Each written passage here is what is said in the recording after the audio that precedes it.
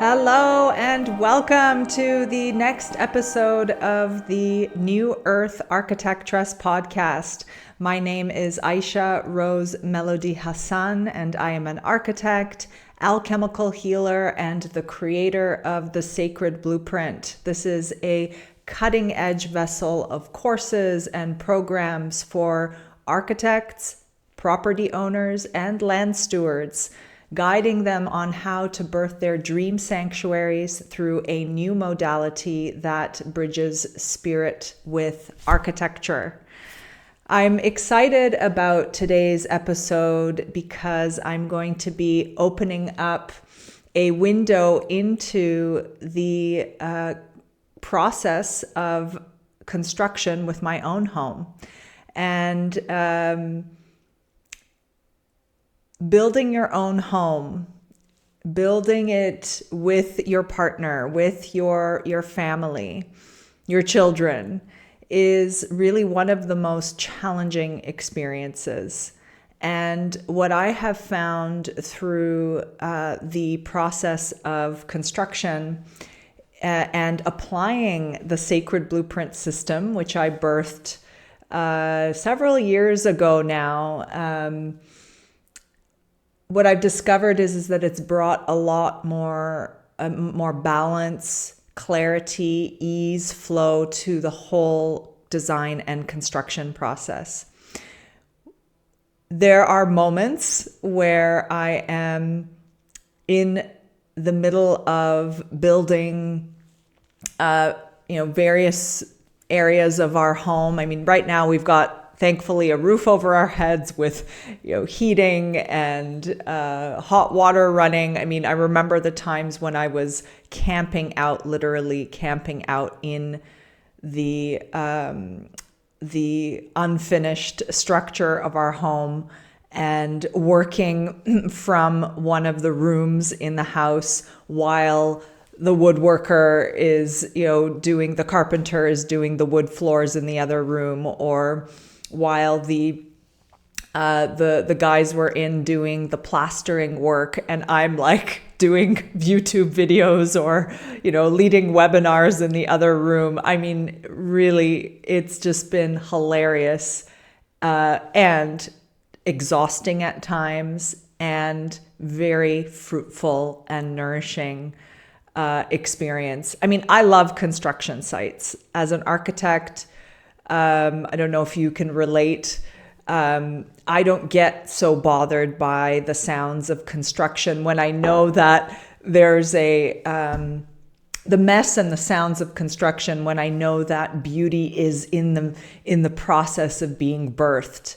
I like the rawness of it. I love the messiness of it. I love the aliveness of it. I love how real it is. Running an online business can be challenging because for an artist like myself, an architect, and a craftswoman like myself, because it's you're in front of the computer all the time, right? In front of the screen. And I mean, I definitely work in a rhythm that actually supports and nourishes my body, and I make sure that I've got time anchored in or scheduled in, blocked out in my schedule, away from the screen. But still, there's still quite a lot that I do on the computer to run my amazing business with my team. And so it's a completely different experience to be with people in person, in the flesh, and on the site, making decisions. Okay, how tall is this door going to be? What's the angle of this wall? How are the materials all coming together? And with all of this, with building your own home, what the biggest challenge that I have experienced is that, as an architect, we're used to working on projects that are separate from our own houses, right? I mean, some of you, of course, are working on your own house projects as well, like for yourself, but you get to separate yourself, right? When you are working for a client, driving out to their site and working on their project, but you get to,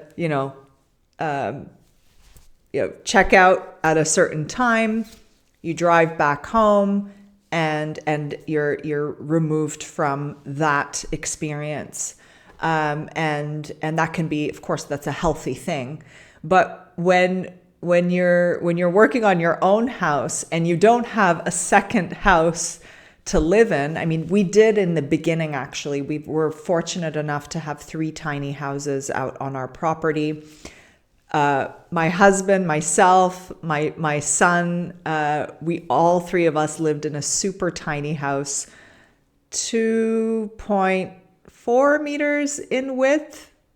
Oh God, it could be even less. Yeah, about 2.4 meters in width.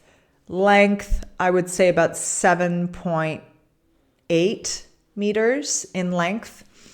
We're both very tall people. My son will be tall as well, I'm sure.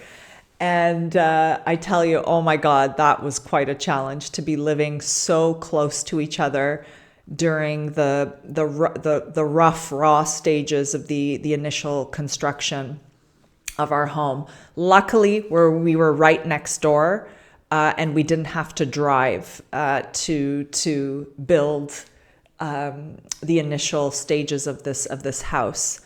I highly recommend that if you can do that, like just camp out on your own property. If you have a tiny house or get a tiny house, that's even better. And so that reduces the stress of travel. And you can be on the construction site, right, in the blink of an eye whenever there's an issue or, a builder comes by and needs to deliver some materials. I mean, just all these practical things that, oh my God, are, they're small details, but when you've got them in place, anchored them in place, it really helps for a much more smooth construction process.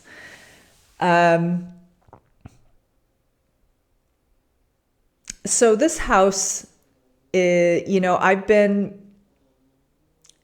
reflecting a lot on how much of a living being it is growing into.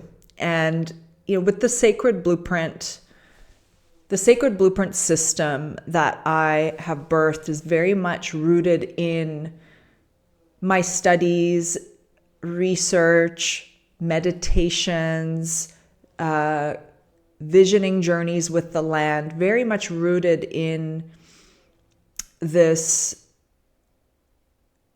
knowing that the next stage of humanity involves building an architecture that is living and breathing just like us. And when I say this, I truly mean it not in a poetic way. I don't mean it in a way that is conceptual or metaphorical. I mean it literally, that the buildings that we are birthing and will be birthing in the next stages of humanity's evolution will be living and breathing just like us, just like plants.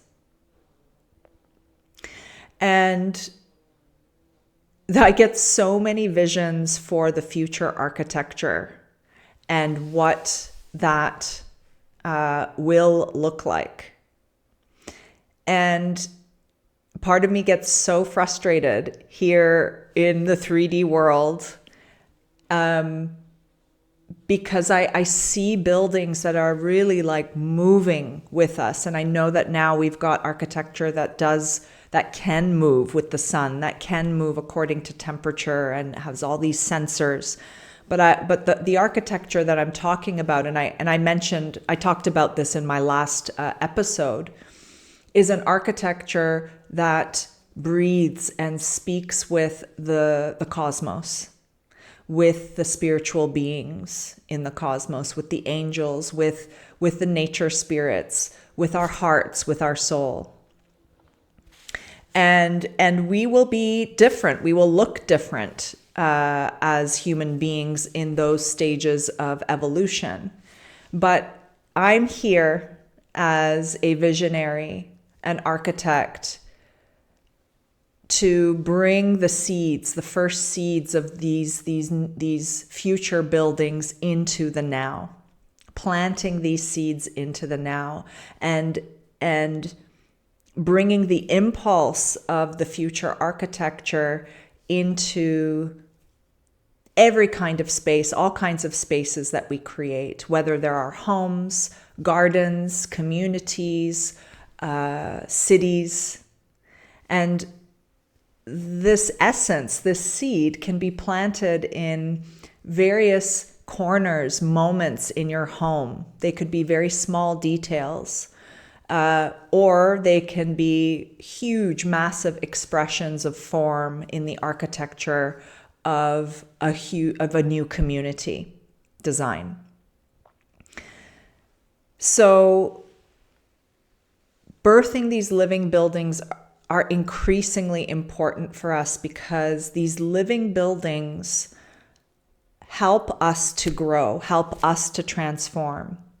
And as we transform and as we grow, we inform those living buildings as well. We inform, we contribute to them. And so then there's this exchange. We become connected, united, and in this sacred relationship with buildings, with spaces. And I'll give you an example. I've just been reflecting on the stage of where I'm at in my business and how incredible in my business and also in my own leadership growth. And I've just come out of a very dark, uncomfortable, scary period where the mystery has been challenging me to really step up into my next level leadership, my next level authority, in order to create, or rather evolve, the sacred blueprint. And during that period, nothing was happening during the house construction. We've been taking breaks, of course, as, waves of funds come in and, the timing, you've got to time a lot of various areas of the house construction relative to the weather, right? But there's this inner timing, this inner rhythm that the house can hear as it is growing, and it knows, and it's deeply connected to, of course, the stars and astrology as well. And so during this dark period that I just came out of, I'm just emerging from it now as spring blooms, as the beautiful blossoms grace us with their presence. It was quiet. We were, us as a family, we got sick. My son had some challenges that we were tending to, that we needed to tend to. I was going through a period where I did not want to share anything on social media. I didn't want to create anything. I just was receiving the signals to be in the dark, even though there were parts of me that were squirming, didn't want to be. And so it's amazing also how when you step out a few zones out, how that inner way of being was being also reflected on the outside, or happening in the same way on the outside. And what I mean by that is, my woodworker was having back issues. So a bunch of the millwork was delayed. There were various events and things that were happening. My gardener was sick too for a period of time. So everything just needed to come to a pause, a halt. So the body of the building isn't only the bones. It's not only the structure or what we see physically, but the building has an energetic body. And it's deeply linked to the story of construction, but also the story of our lives, the story of our souls. And then, of course, as Mother Nature so beautifully and elegantly does, springtime comes. I mean, that's something that's a non-negotiable, isn't it? I mean, we can't, Mother Nature doesn't say, sorry. She doesn't say, sorry, don't have time for spring this year. She doesn't say that, does she? Each time, in the divine timing and in the most beautiful, highest structure, she births spring. And then I noticed an activity started to happen. My woodworker starts calling me. He's like, okay, let's get this. I did a whole bunch of work on my studio here that you can see a small view of it in the background.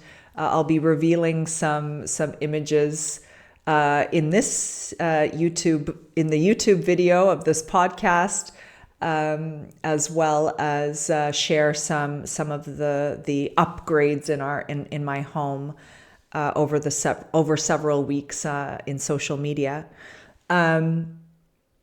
So yeah, my woodworker started calling. I mean, right now my gardener is out and helping me clear a lot of the weeds in the garden, tending to the fruit trees and the bushes.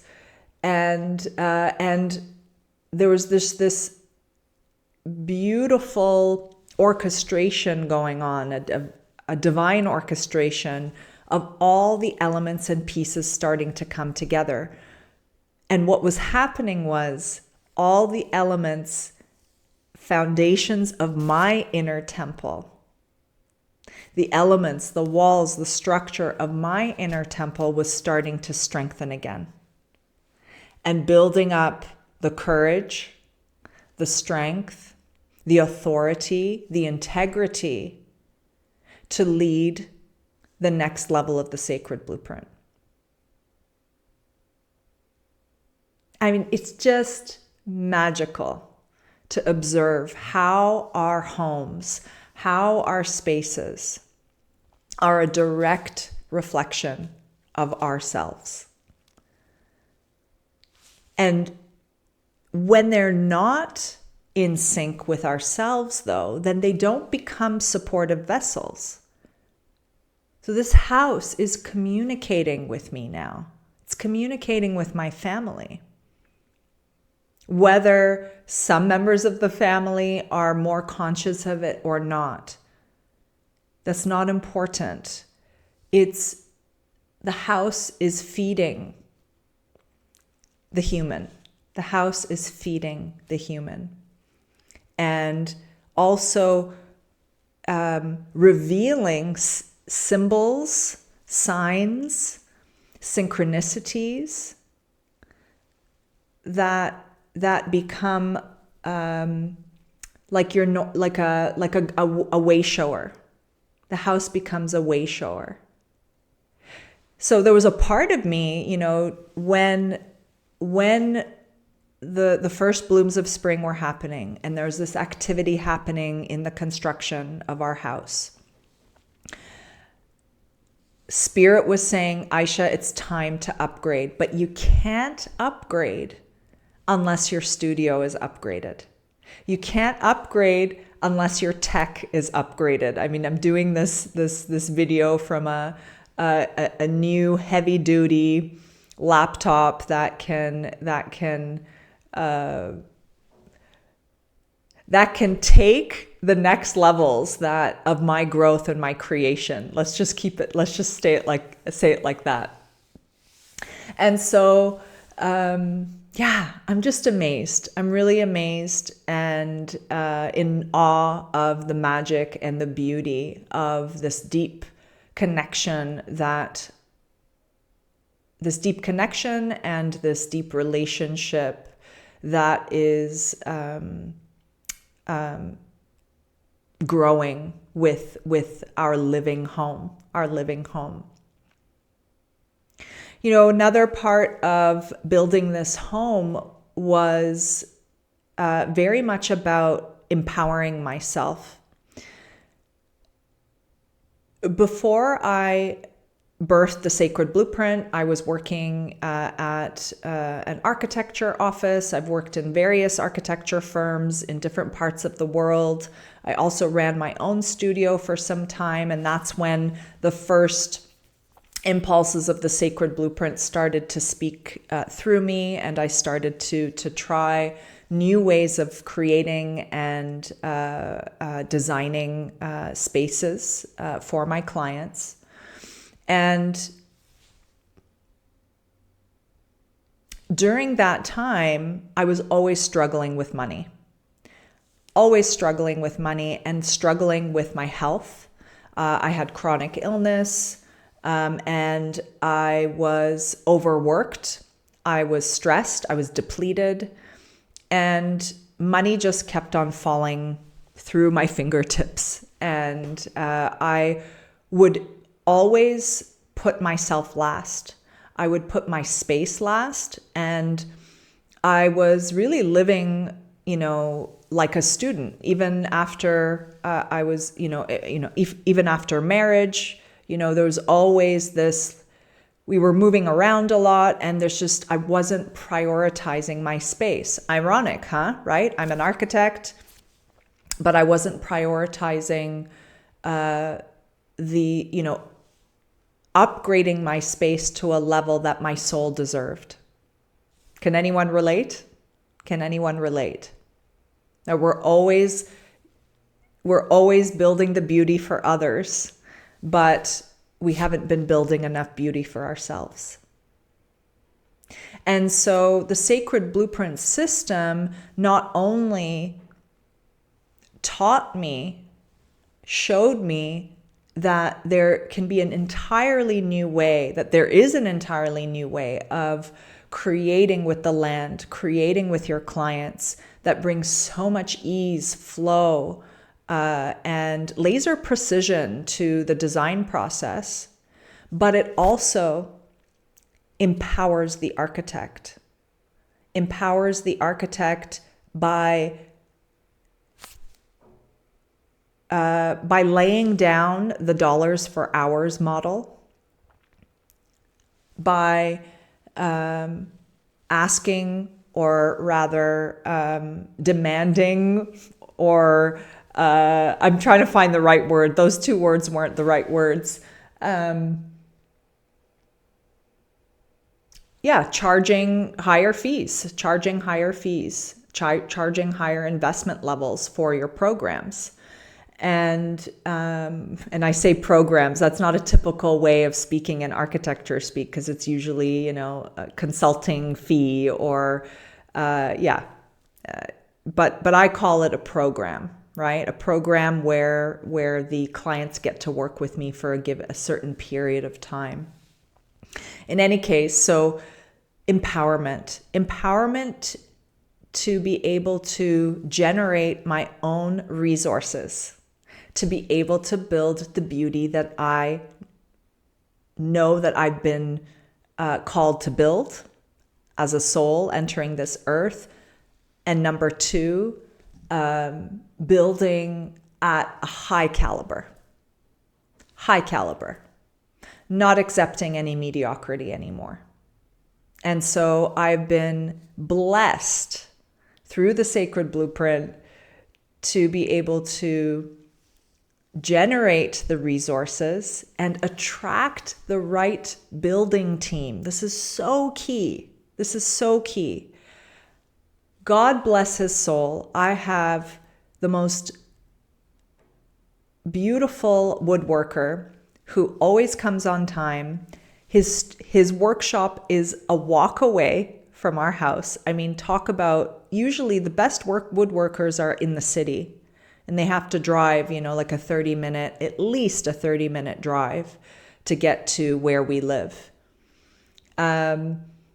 Attracting the most amazing Moroccan Tadalakt and clay plastering team, Asla Tekin and her team. They are an amazing team in Turkey that do natural building construction. The wall behind me is a natural clay wall that they applied onto the existing structure of our house. I mean, being able to choose finishes and fixtures and appliances that are the higher level, higher grade. This has been extremely nourishing for my soul. And I'm not saying that formula is the formula for you. For some people need to remove themselves from the material world. Some people need to relinquish their attachments to the material. They need to let go of their addiction to expensive materials, objects, things, appliances, fixtures, whatever. For some people, it might be the opposite trajectory. But because for so long, I mean, I'm like a hermit, people. Really, I'm a hermit, and I could live out of a tent for quite a long time without complaining. Tents are great. Not saying that tents are like, the lower way of living or anything. All I'm saying is that I needed to step up into my queendom in order to be able to carry the vessel of the sacred blueprint and ensure that my body is nourished 24/7. And we cannot nourish our bodies if we are living in toxic environments, spaces that are dead in their forms. We cannot nourish our bodies if we are not in deep communion with the land, with the property that the building is sitting on. We cannot nourish ourselves if we are forcing our maybe egotistical desires onto the design of a project. I mean, the list goes on and on. I'm sure some of you right now are thinking of your own examples. I'm just thinking about now as the sun kind of glows and streams through the window now, if we don't have enough natural light, right? These are some basic needs. But I'm an architect that will challenge you to take your creation to a whole other level, a level that you didn't learn how to work with in architecture school. A level that comes from, its source comes from the deep wellspring of your being. That comes from the magic of the cosmos. That comes from your deep relationship with your spirit guides. And so there were so many moments in my house construction where spirit, because I was connecting with the spirit of the land, asking for support. At times there were just days where I just couldn't even get out there and give an offering or, a gratitude offering to the nature spirits. And I noticed how it would change the energetics of the project. But there were times where I would just kind of go like, okay, I'm so tired. We're so tired. Let's just do this, part of the house in a simple way and just get it over with. But something would stop us and would say, no, I'm going to give you a bit more time to think about this detail in this corner. Or like let's say a doctor's appointment was canceled, or something happened that we didn't need to go and pick up my son at the school, and all of a sudden a window of opportunity appeared almost out of nowhere for me to be able to work with the builders in that moment to create something more magical in terms of form. So there's so many examples. There's some chamfered corners in our kitchen and living space that have niches. Before that, there were just these columns sticking into the space, which is actually not a good thing in terms of with feng shui flow, because those are very sharp corners that enter the space. Actually, you can see two of them behind me in this video, which I'm going to be working on over time, but you can kind of see where the blue paint meets the clay there. There's actually some corners there poking into the space. So, like some builders, or even my husband, because we get so tired and drained, right, during some of these challenging building moments.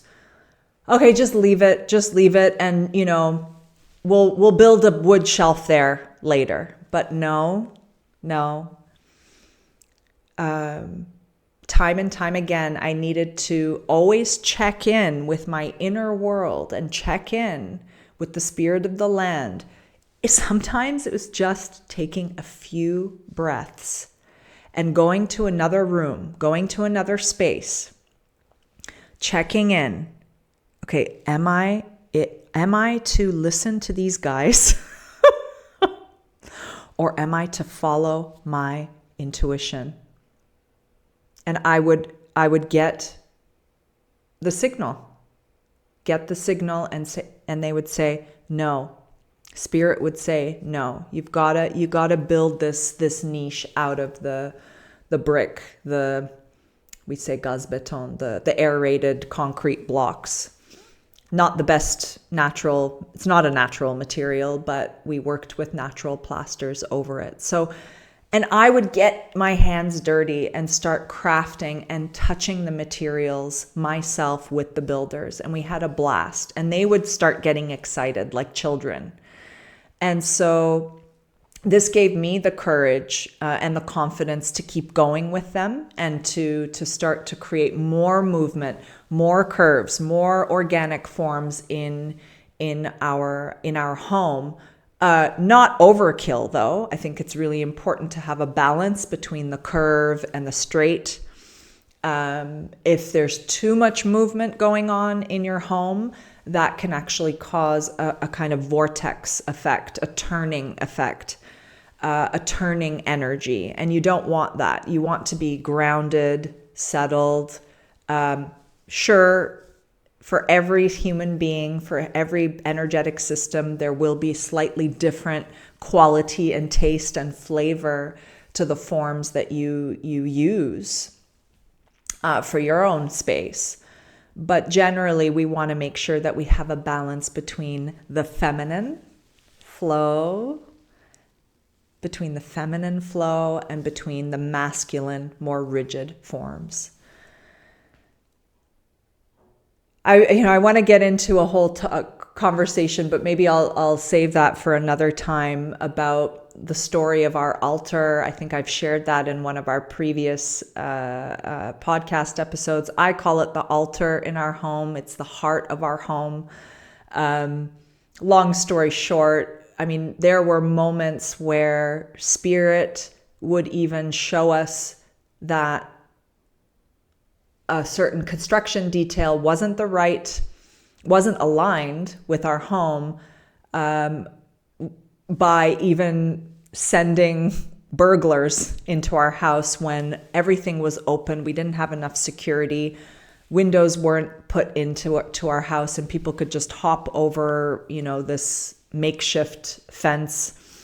And we had someone kick down a wall. And this was a wall that I was wanting to turn into some kind of sculptural wall, but I was actually deep down dissatisfied with it. We were rushing. In any case, long story short, the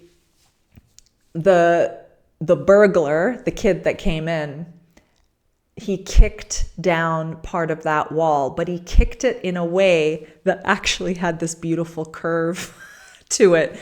In the moment, we couldn't really see the beauty, but we then took a moment, and my husband actually said to me, he's like, actually, should we just leave it like that, right? And these were moments of just, magic, something that seemed like a complete disaster, an event that seemed in the outer sense a complete disaster, held within it the keys to even better creation. And that encouraged me to create this beautiful sculpture at the center of our home, where the stair to the second floor is located, and where the hearth is located, the wood stove in our home.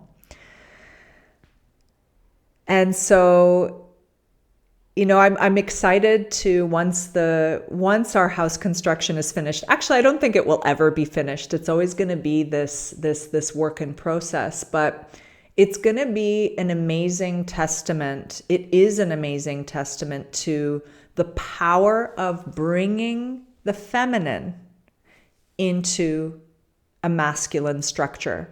We're working with an existing concrete structure that was built a while back by my husband and his father and brother.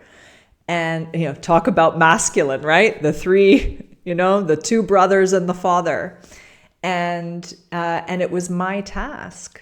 Now I know it was my task to bring the flow, the softness, the color, the feminine, breathe, whoosh, life, the breath of life into the home. And I'm learning so much, and I'm so grateful for this beautiful home. And I can't wait to share more as it grows and evolves. So I'm curious what stories you have about your own construction experiences. I'm sure if some of you have had the experience or currently are in the process of building your own home, you probably relate with me. And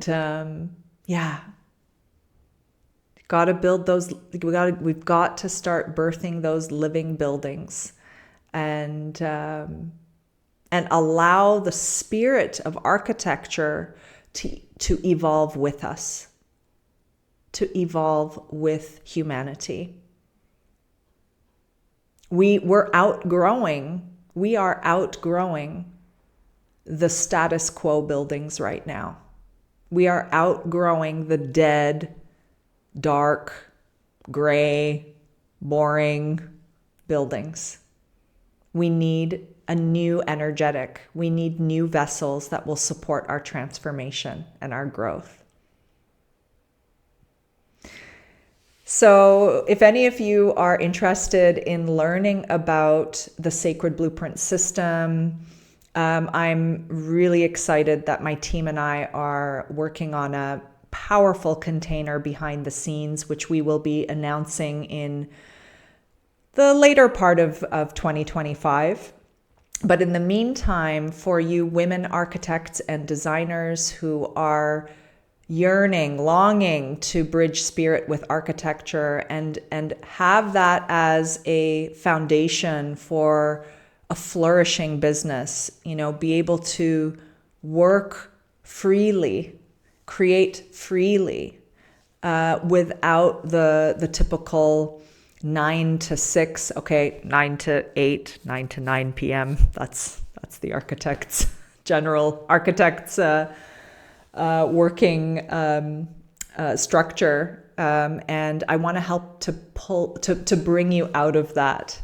I want you to pull yourself out of it. I want you to lay down all the old paradigm programming, because there is a new way. There is a new way that you can create that nourishes your soul, nourishes your clients' souls, and nourishes the land.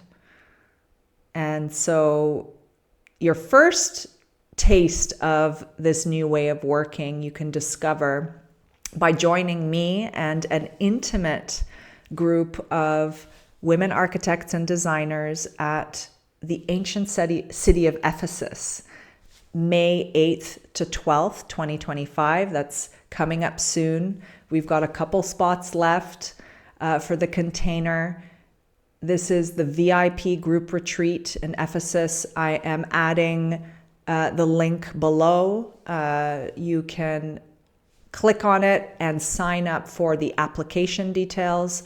There's an application form that you need to fill out, as well as, once you fill out that application form, I'm going to set up a one-on-one call to ensure that you are an aligned match for the container. And you'll also see a PDF outline of the program and what it all includes. So it is a magical place, and I am just blown away each time after leading the retreat what magic occurs. And these women, one of my clients, she said that, she just jumped timelines, and that's exactly what happens. You jump timelines and you accelerate your abundance, your design mastery, and really anchor in your intuitive capacities. I'll help you to discover, learn, listen to those gifts, and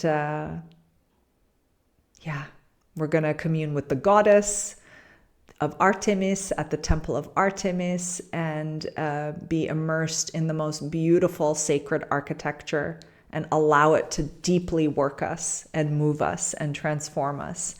Plus, the retreat center is so deluxe and so beautiful, and you're going to enjoy the most divine food ever. So I can't wait to see you there. I look forward to your application, and thanks for listening to today's episode. I believe in all of you architects who are hearing the call to bridge spirit with form, and I encourage you, support you to be speaking your language of spirit more and more during your projects, like during your design practices. All right. See you. Bye-bye.